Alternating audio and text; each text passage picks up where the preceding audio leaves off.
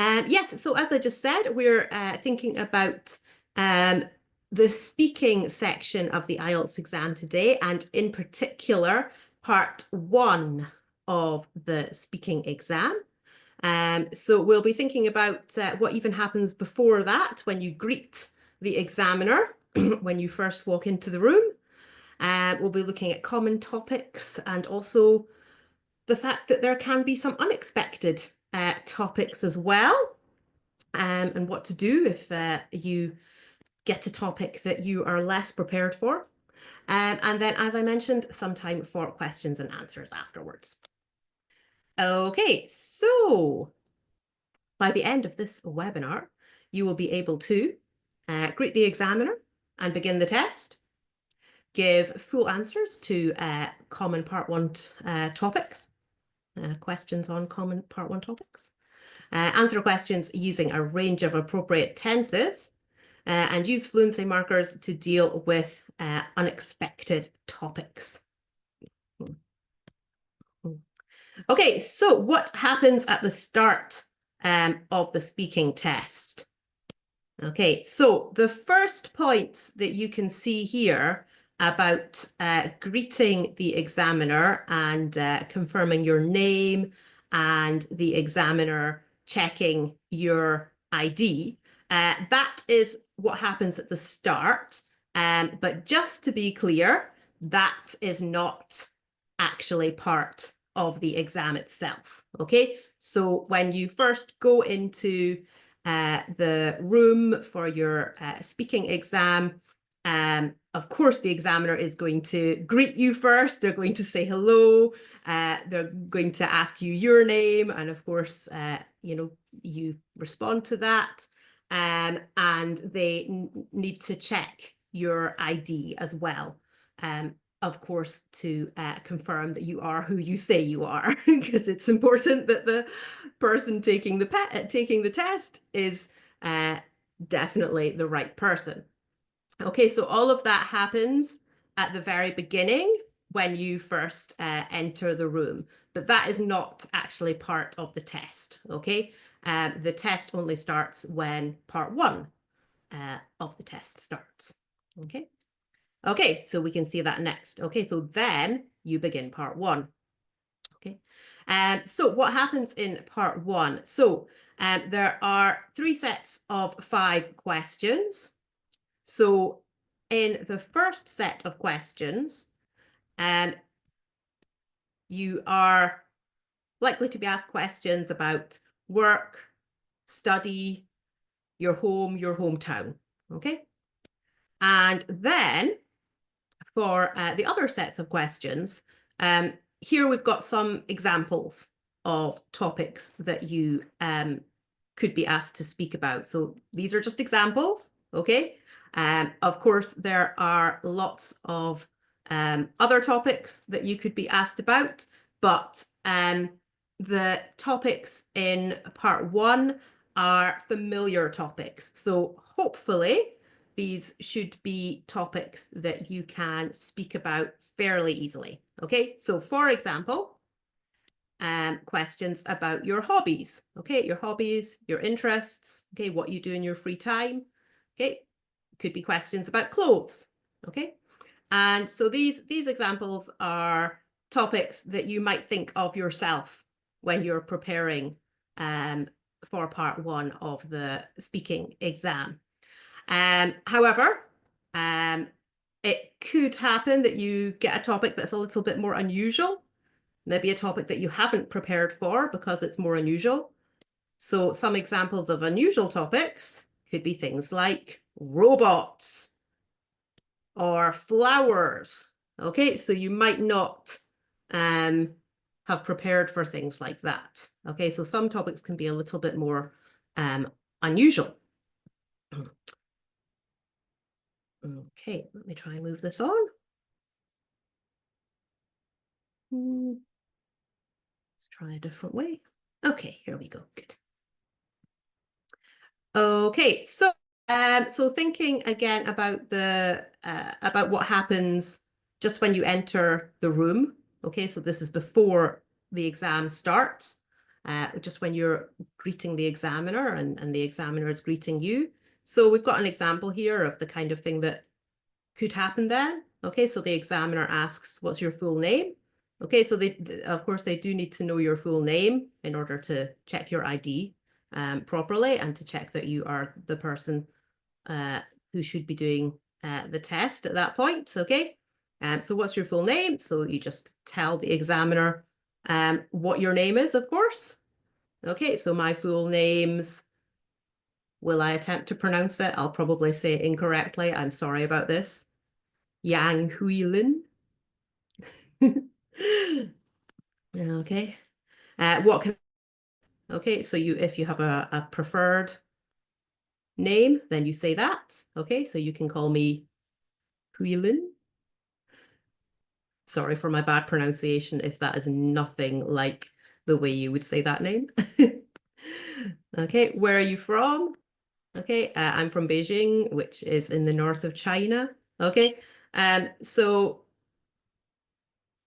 definitely don't give any more detail than this, okay, because it's not necessary. Okay, even just saying the name of the town that you're from is absolutely fine, the town or the city. Okay, this is, remember, as I said, this is not part of the test. Okay, so you're not being assessed on what you say at the moment.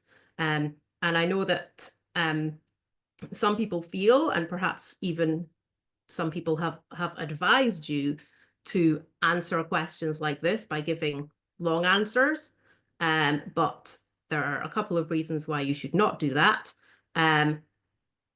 One reason is, as I just said, it's not part of the test, so you're not being assessed on what you say at the moment.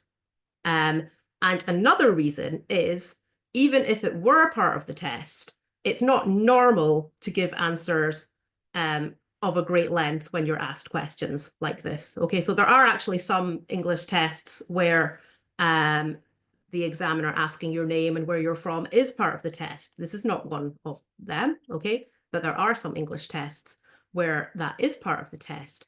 And in tests like that, sometimes candidates feel, or they've even been advised, that they should give like really long answers to those questions. But for those types of questions, you should just be giving like short, succinct answers, because that's what you would do when you normally answer those questions. Okay, what's your name?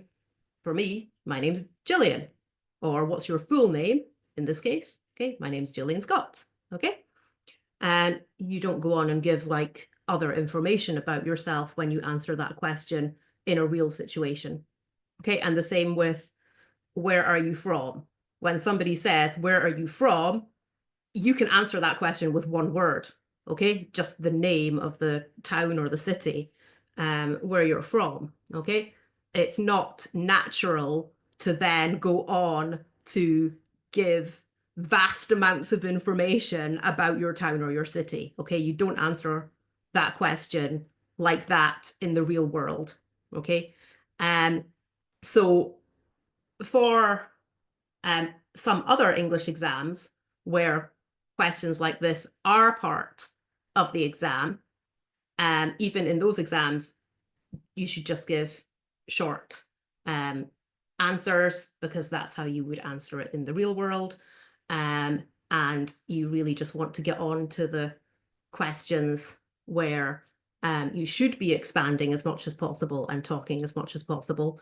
But in this situation, as I've said, the exam hasn't even started yet. You're not being assessed on what you say at this point, okay? So just give a quick answer, okay? And then when the exam does start, when you properly start doing part one, when you start doing part one, that's the time when you want to speak as much as possible. Okay. So lastly, as I mentioned before, the examiner will also check your ID, okay, your identification. Okay, so make sure you bring that with you. So they might ask something like, can I see your ID? And you could say, of course, here you are, okay, and you present the examiner with your ID. Okay, right, so test hasn't even begun yet. Okay, so let's just look at these points here. Okay, so don't ask questions, or as I said, don't give extra information, okay? The other points here, things that you should do, this doesn't just apply for this point, this applies for when you start the exam as well. So use contractions, okay? So contractions are, for example, saying don't rather than do not. Okay, so do not is the full form, don't is the contraction. Okay, so where we're using the apostrophe for omission, so when letters are missed out. Okay, so those are contractions. So you should definitely use contractions in the speaking exam, because that is the way that we naturally speak. Okay, when we speak, we usually speak using contractions. Okay, we tend only to use the full forms when speaking to emphasize something. Okay, but most of the time we speak using contractions. So that's how you should speak when you are doing the speaking exam. Okay, speak clearly. Yes, of course, because you want to be understood, and as much as you can, smile and relax. Try to do that. That might be more difficult. Give it a go. It will actually help. Okay, the part about smiling, okay, if you'll probably be feeling nervous when you do your speaking exam, but if you adopt like physical behaviors that that you use when you feel better, then doing those things physically can actually then make you feel the emotion associated with that. So if you smile, even if you don't feel happy or relaxed, if you smile, then the act of physically smiling can help you to feel happier. Okay, and you can do other things physically to make you feel more confident as well. So for example, when you feel confident, you will stand, or I'll talk about sitting because you'll be sitting when you do the exam, but regardless of whether you're standing or sitting, you will, have your shoulders in a more confident position. Okay, you'll have them more like, oh, okay, shoulders up and back, chest out. Okay, that's a more confident position to be in. So if you actually adopt that stance, put your body into that position, then that can make you feel more confident. Okay, so topics, common topics. So you're often asked about work and study. Okay. Oh yes, just this point over here. Yes, it mentions 5 minutes at the side here. So part 1 of the speaking exam is roughly 5 minutes long. Okay, round about 5 minutes or so. Okay. Okay, so a common part 1 topic is being asked to talk about work or study. Okay. So what questions might you be asked? What do you think? I would like your suggestions for questions on the topics of work or study that you think you could be asked in part 1. So I'll give you a moment to type your questions, and you can put them into the chat box. So remember, in part 1, the questions are questions about you. Okay, so yeah, got a lot of suggestions now already.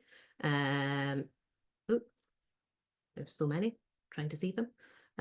Okay, yeah, do you work or study? Yeah, a lot of people saying that. Yeah, what do you do for a living? That's a really nice way of asking that with some more complex vocabulary. Okay, so what do you do for a living is the same as asking, what do you do? Okay, what's your job? Okay, that's some nice vocabulary there that you've used in the question. Okay, good.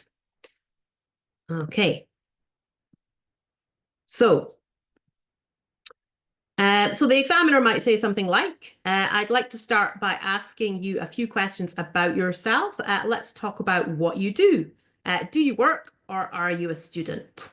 So you could answer this by saying, I'm a student, but I'm sure you realize that that is not enough, okay?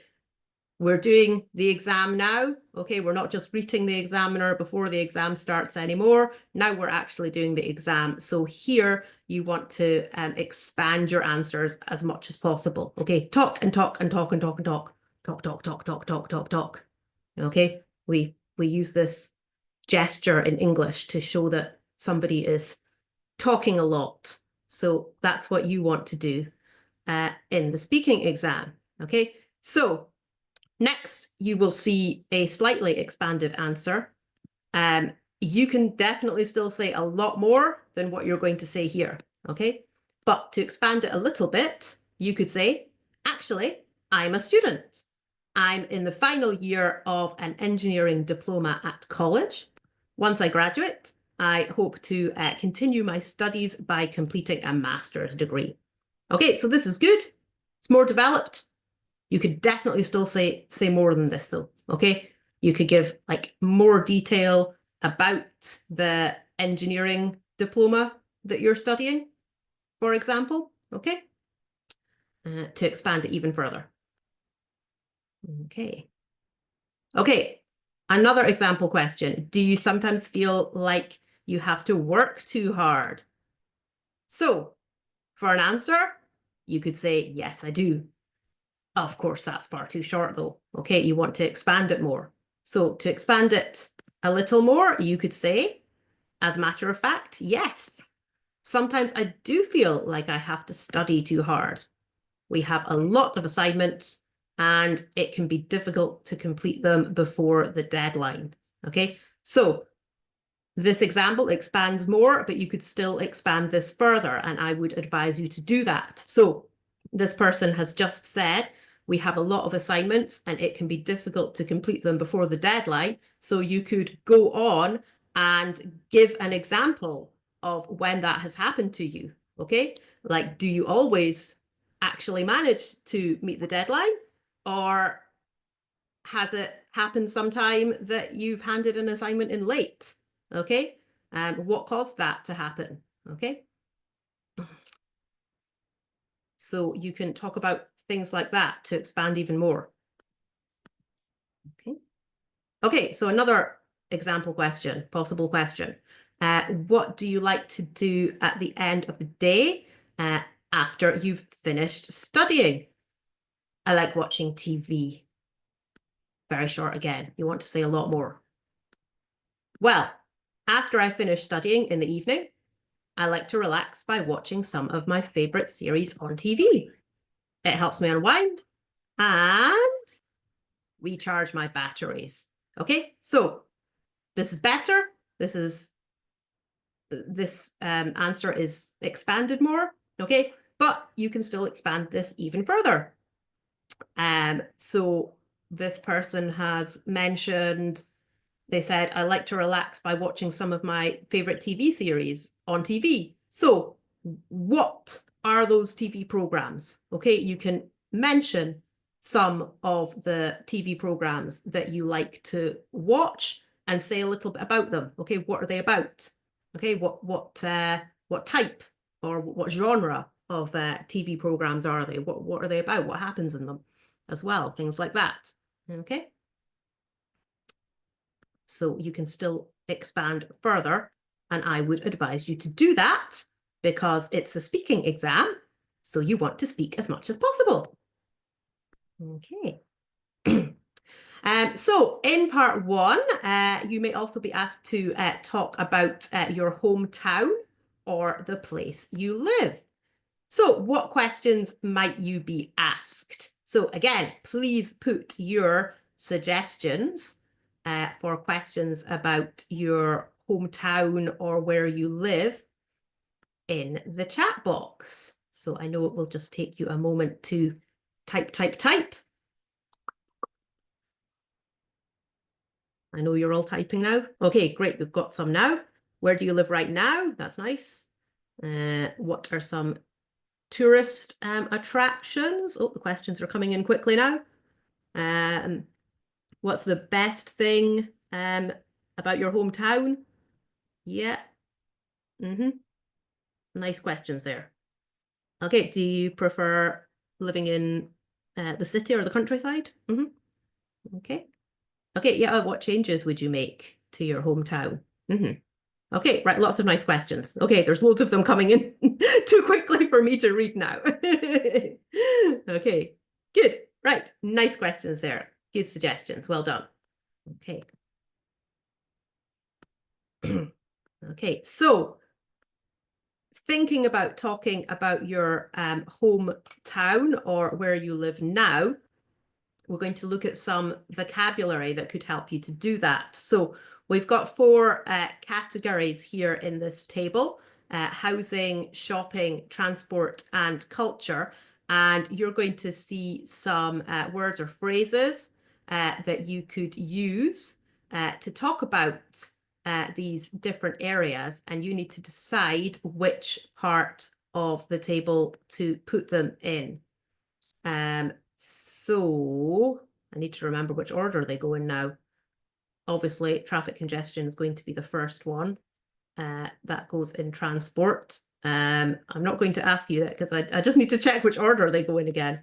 Okay, right, down in the columns. Okay, so we've got traffic congestion for talking about transport, tourist attractions for talking about culture. Okay, so I think the next one we're dealing with then is in the suburbs.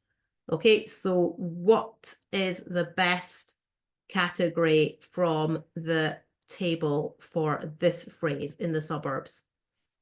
You can write the whole word if you want, or to be quick, all the categories start with different letters, so you could just put an H for housing, or S for shopping, T for transport, C for culture. Okay. Okay, so yeah, lots of people have said housing for this one. Good, great. Okay, so next, shopping centres. There might be a little clue there in the expression itself. Which column do you think that's going to go in? Yeah, I think we all know that one is going in the shopping column. Shopping centres. Okay, what about easy to get around? What do you think is going to be the best place for that one? Okay, I see lots of people saying transport for this one. Good. Okay, traditional festivals. Where are we going to put this in the column? Yeah, lots of people saying culture. Good, good. Okay, high-rise apartments. Where does that go? Yeah, good. Housing. Chain stores. Which section is this going in? Of course, shopping. Good, good. You're all very good at this today. Fantastic answers. Residential areas. What are we talking about here? Yep, good. Housing. Okay, good public transport. Which section do we think that's going in? Good public transport. Might it go in the transport section? Yes, of course. Okay, local businesses. Okay, we've only got 2 spots left now. Does that relate best to shopping or to culture? Yes, of course, shopping. And historic sites. We've only got 1 place left now. Of course, it's culture. Okay, good. Right, you were all really, really good at that. I saw many, many, many correct answers. Fantastic. Good, well done. Okay. I think I'm just going to go past that bit because we're going to look at some questions here instead. I think that's all of them. Let me check. Yes, it is. I'll go back. Okay. Okay, so here we have got some example questions about your hometown. Number one, which town or city do you come from? Number two, what's the best thing about living there? Number three, is there anything you don't like? Number four, which places would you recommend a tourist to visit? So you could use some of the phrases that we've just been looking at to help you to answer these questions. So I am not going to ask you to write answers to these speaking questions in the chat box, because in order to practice speaking, you need to speak your answers, not write your answers. So instead, what you can do if you want to is take a screenshot of these questions so that you have a copy of them. And then in your own time, after this session today, at some point after the session today, you can practice saying your answers to these questions, and you can practice incorporating some of the phrases into your answers. Okay. I'll just say something about a couple of the questions while you take your screenshots if you want to do that. So question number two, what's the best thing about living there? Question number three, is there anything you don't like? So, you know, maybe you don't think there is anything particularly good or anything particularly bad about the place that you're from, but it's not a very good answer just to say that, okay? Yeah, oh, I don't think there are any good things in my town, or oh, there isn't really anything I don't like, okay? So if that is the case, though, this is a time where you need to invent an answer, okay? So in the IELTS exam, it is okay to invent your answer, okay? The IELTS exam is not a test about telling the truth. Sometimes you need to invent things so that you have got something to say, okay? So you can pretend that there's something really, really good about your hometown or your home city. You can pretend that there's something that you really don't like about your home city. And the thing that you are talking about to answer those questions doesn't even need to be real, okay? So for example, what's the best thing about living there? You could say, oh, my hometown has got this fantastic ice rink, and I am really, really into ice skating. Okay, and then obviously you expand on this like a lot further. But maybe in reality, your town doesn't even have an ice rink. Okay, right? So it doesn't have to be real. Okay, it's just something to say so that you can answer the question and demonstrate your skills with speaking. Okay, and of course, the same thing with a question about things that you don't like about your town. Okay, maybe your town is brilliant and you love everything. Okay, that's great.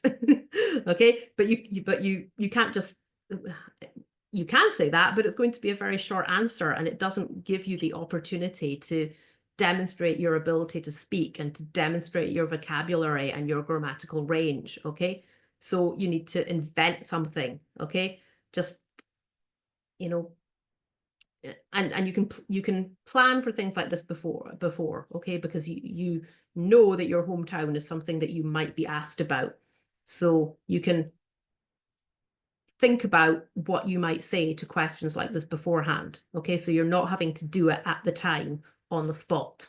Okay, and the same for like number 4, which places would you recommend a tourist to visit?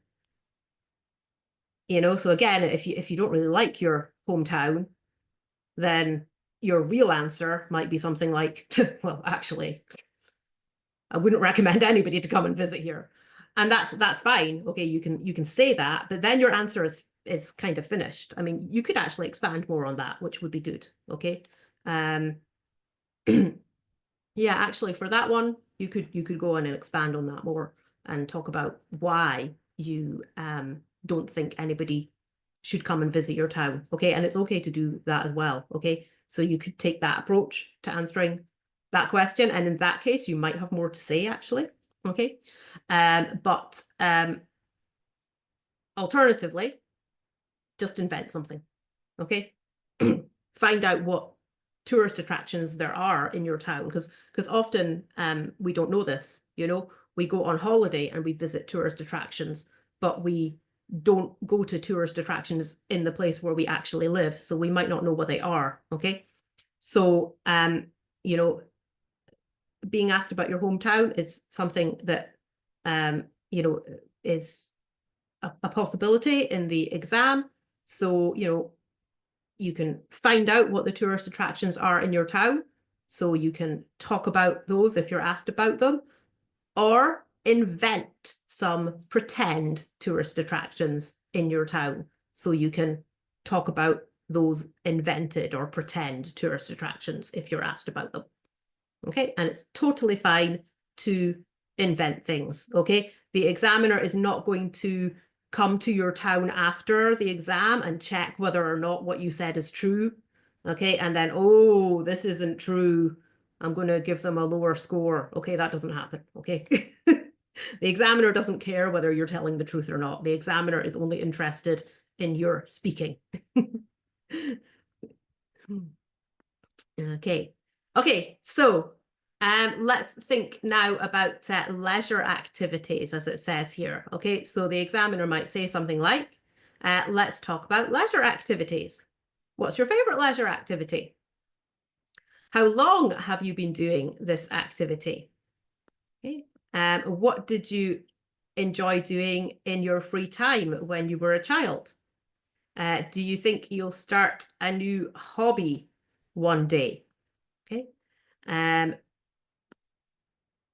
So these are questions that you could practice with again in your own time. Okay. So again, I'm not going to ask you to type answers to these questions because, as I said before, when you're practicing speaking, you need to actually speak. So it would be better to practice answering these questions by speaking. So if you want to take a screenshot of these questions so that you have them later and you can practice saying your answers, then do that now. Okay, so I will just have a little drink of my, is it tea or is it coffee, while you take your screenshots if you want to. And if you've got some time after that, you can also guess whether you think I'm drinking tea or coffee today. I haven't asked you that for a while. I asked that a few times before in the past, but I've not asked for a while. What do you think? Is it tea? Is it coffee?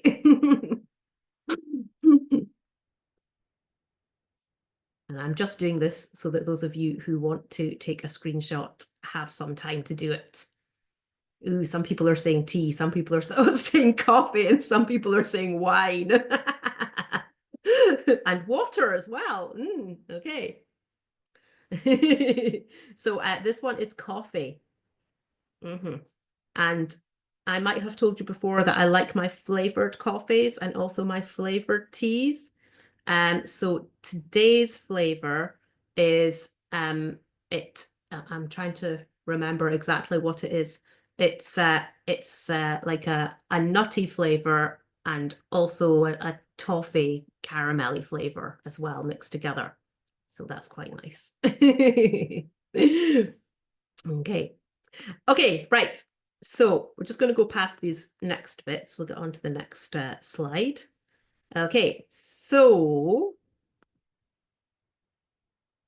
we're going to look at some different possible answers. Again, these would actually just be part of an answer. You'd want to go on and expand much further. But we're going to look at two options and you need to identify which one is correct, which one's not correct. Okay, so for the question, what's your favorite leisure activity? My most favorite leisure activity is basketball, or my favorite leisure activity is basketball. Which one is correct? So A, my most favorite leisure activity is basketball, or B, my favorite leisure activity is basketball. You can put A or B to say which one you think is correct. Okay, I can see lots and lots of people saying B. A few people are saying A. So let's find out. It's B. Okay, my favorite leisure activity is basketball. Okay, so without most. Okay, just my favorite leisure activity is basketball. Okay, another question. How long have you been doing this activity?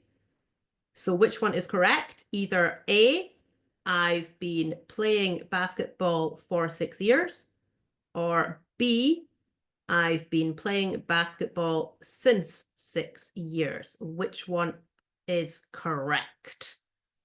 What do you think? I think I have only seen correct answers. So well done. Okay, A. Okay, I've been playing basketball. Now I can't say basketball. Basketball. I've been playing basketball for 6 years. Okay, good. Right, well done. You were better than me. I couldn't even say the sentence. What did you enjoy doing in your free time when you were a child? Which one is correct? A, when I were a child, I loved riding my bike and playing video games. Or B, when I was a child, I loved riding my bike and playing video games. Which one is correct? You're all very good today. You are on fire today. That means that you are doing very, very well. You can remember that expression if you don't know it already. You're on fire. You're on fire. It means you're excellent. You're doing really, really well. Okay, so yes, B. Okay, I think everybody got that correct again. When I was a child, I loved riding my bike and playing video games. Okay, so next one. Somebody there really wanted to tell me their answer was B. They wrote it like a million times. Okay, next one. Do you think you'll start a new hobby one day? So option A, yes, I'd like to learn a musical instrument. Or option B, yes, I like learning a musical instrument. Which one of these is correct? Yeah. Okay, so again, I think I have only seen people putting the correct answer, which is A. Okay, so yes, I'd like to learn a musical instrument. Okay, oh, and we mentioned contractions earlier, so we've got a nice example of a contraction here, I'd. So in this case, I'd is a contraction of I would. Okay, so I would like to learn a musical instrument. I would, it's the full form, but we're speaking. So we use the contraction, I'd. Yes, I'd like to learn a musical instrument. Okay. Okay, so although part one is about familiar topics and questions about you, some of those topics might be more familiar, some of them might be less familiar. You could get a topic which is, a little bit unexpected, okay? You should, of course, try to prepare for as many topics as possible. When you're doing that, you're going to be more likely to prepare for ones that you might expect to come up. So if you get one that you haven't anticipated, perhaps because it is more unusual, then you also need to be prepared to deal with that situation. Okay, so as it says here, don't panic. And you're not going to panic because you will know what to do. Yeah, that's what we're going to think about now.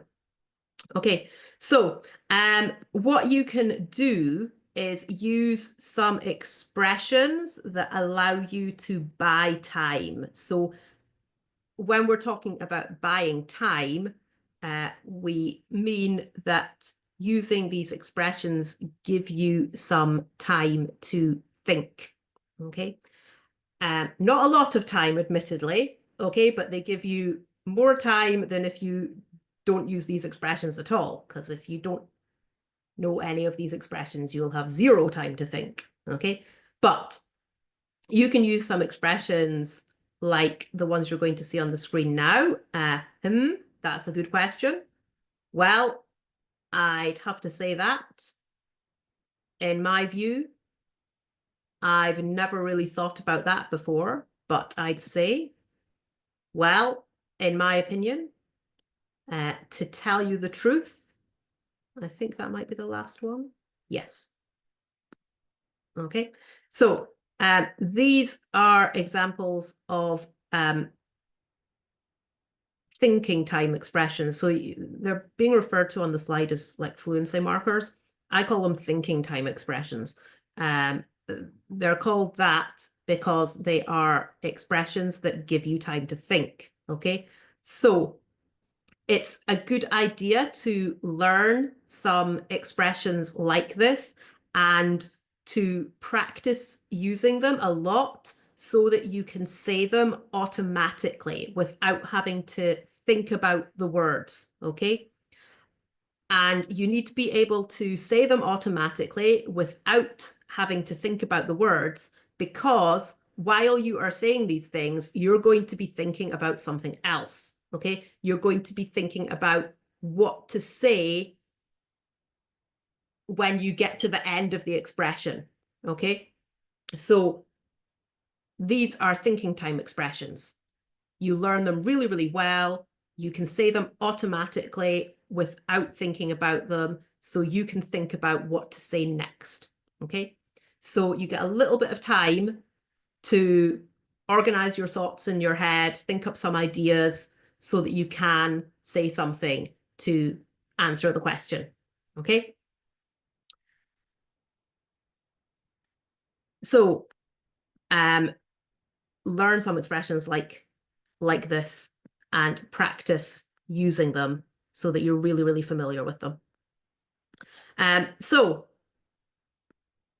a topic that could be unexpected is flowers. Okay, let's talk about flowers. Question 1, what's your favorite type of flower? Question 2, have you ever given anyone flowers? Question 3, do flowers have any special meaning in your country? Oh, there's just 3. Let me go back. Okay. Just like with other questions we've looked at already, I'm not going to ask you to type your answer. You want to practice speaking by actually speaking. So if you want to take take a screenshot of these questions, and you'll have the thinking time expressions as well then. And then you can practice giving answers to these questions in your own time later on. Of course, here, one of the aims is to actually practice using the thinking time expressions. So if you don't know any thinking time expressions already, you could learn the thinking time expressions first and then use these more unexpected questions to help you practice using the thinking time expressions and quickly thinking about what you want to say to answer the question at the end of the expression. Okay, so just to give you a bit more time to take your screenshots, I'll just talk about some of the questions a little bit more. Number 1 in particular, okay, So number one, what's your favorite type of flower? So this might be a question that you might find difficult to answer even in your own language, okay? Unless you are a gardener, okay? If you're a gardener, you love plants and flowers, then maybe you are an expert in the names of lots of different flowers. Now, I like my garden, but I'm not into plants and flowers that much. I don't know the names of a lot of flowers, you know, in English, okay? And you might be like that even in your native language. So if you don't know the names of flowers in your native language, then you're unlikely to know the names of particular types of flowers in English, okay? So some people can feel like a question like this really like stops them in their tracks because they're thinking, I don't know the names of any flowers in English. How am I going to answer this question? And that can lead you to just, that can sometimes lead people to just, you know, clamming up, okay? Like stopping talking, okay? So what you can do though is, okay, getting all tongue-tied again. You need to not feel daunted by questions like this, okay? Because you don't need to answer this question by including the name of a flower, okay? You can do something else, which is describe the flowers that you like, okay? And even if you do know the name of the flower, then you would want to do that anyway. You would start by saying the name of the flower if you know it, but then you would expand your answer by describing it, saying what it's saying what the flower is like, saying what the whole plant looks like. Okay, what does the flower smell like? Things like that. Okay, and you know, talking about why you like it, of course. But don't worry if you don't know the actual name of the flower, okay? You just describe what the flower is like, okay? Because you might not even know the name of the flower in your own language, okay? You know, unless you are really into gardening and you love plants and flowers, okay? So that applies to this question and similar questions. So another topic that you could be asked about, you know, a topic that you might expect more is topics about like films or books that you like, okay? And sometimes you might not remember the name of a book that you like, the title of a book that you like, or the title of a film that you like, or you might not remember the name of the author of a book that you like, or you might not remember the name of the director of a film that you like. And again, that's something that can cause people to stop in their tracks and to clam up and not speak because they think they can't name these things. But it's okay if you can't remember those things, you just describe them instead, okay? And it's okay to even just say, you know, like if it's a book or a film, like, oh yeah, there's this film that I really like. I can't quite remember the name of it at the moment, okay, but it's about, okay, and you go on and describe it, okay? Okay. Okay, so another unusual topic, mirrors. Okay, question one, do you often look at yourself in the mirror? Why or why not? Number two, do you think mirrors are a good way to decorate a house? Why or why not? Oh, just two this time. We'll go back again. Okay, so again, if you want to keep these questions for later so that you can practice, take a screenshot. I'll just have a sip of my lovely coffee again to give you time to do that. It's getting a bit cold now, but the flavor is still good, so I like it. I like it anyway. Okay. Okay, right. Let's move on then. Okay, now music. So I'm not quite sure why this has been put in the section about unexpected topics. I would not say that this is unexpected. I'd say this is something that you're more likely to be asked about. But we've got some questions here about music. Number 1, do you like music? Why or why not? 2, what's your favorite type of music? 3, do you think older and younger generations prefer different types of music? Is that the last one? Oh, another one. Can you sing? Okay, so again, if you want to keep these questions to practice with later, take a screenshot now.